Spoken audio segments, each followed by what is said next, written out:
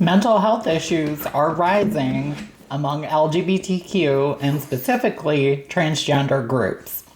So I'm going to talk about this article and then get into it. This is from SiouxLandProud.com from Sioux City, Iowa. It says, as incidents of harassment against LGBTQ and transgender individuals continue to rise, new research is highlighting the serious mental health challenges these communities face.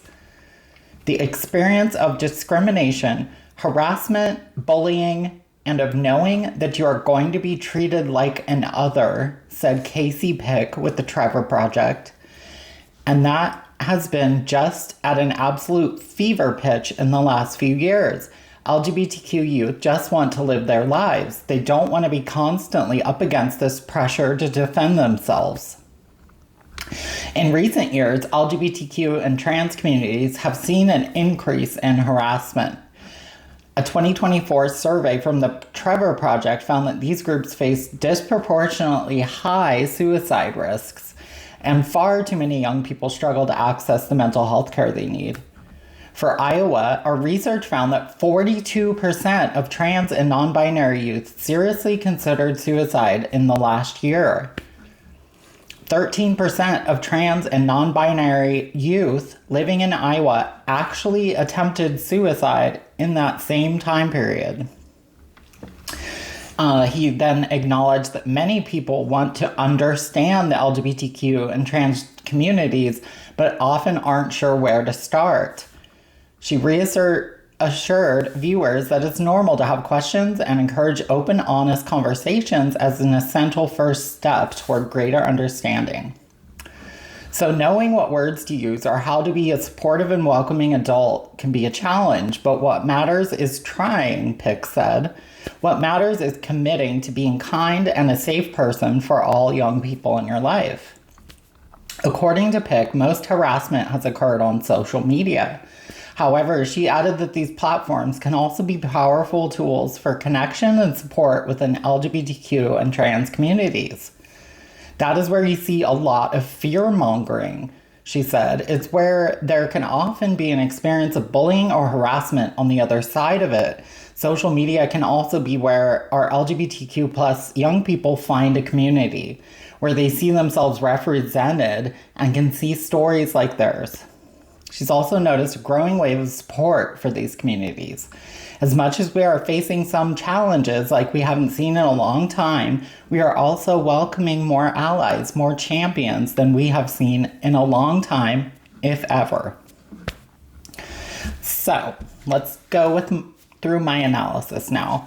So being trans is not just a trend. 92% of transgender people never detransition. And for the ones that do, their main reasons are family pressure, discrimination, and not feeling safe as a trans person. Bullying and open hate towards the trans community on top of anti-trans legislation like passport gender markers, bathroom bans, sports bans, locker room bans, library book bans, and trans youth losing their health care coverage. Not to mention, doctors are not allowed to properly treat their trans patients. There has been an all-out assault on the entire trans population in America from Republicans. Some trans people and families with trans children are fleeing the country. The government is responsible for spreading lies and false information to the American public. The hate towards trans people is encouraged by members of Republican government. On social media, I experience bullying and threats every single day. Right here on TikTok. We all see this every day. Trans people who are content creators also face algorithmic suppression. So, according to NCITE, a 2024 report by the National Counterterrorism Innovation and Education Center, they identified at least 473 pro-Trump social media accounts that posted 1.1 million times as part of a coordinated effort to spread specific narratives, such as conspiracy theories. All of this discrimination leads to mental health issues in trans people, like anxiety, depression, and suicide.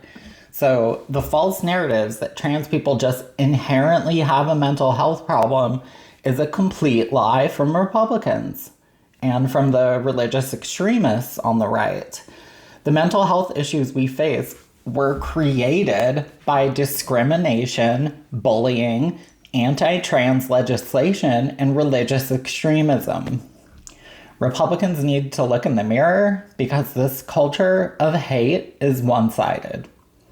Thank you for listening. Please like this video, comment on it, and share it. I'll be back with more news. Bye, guys.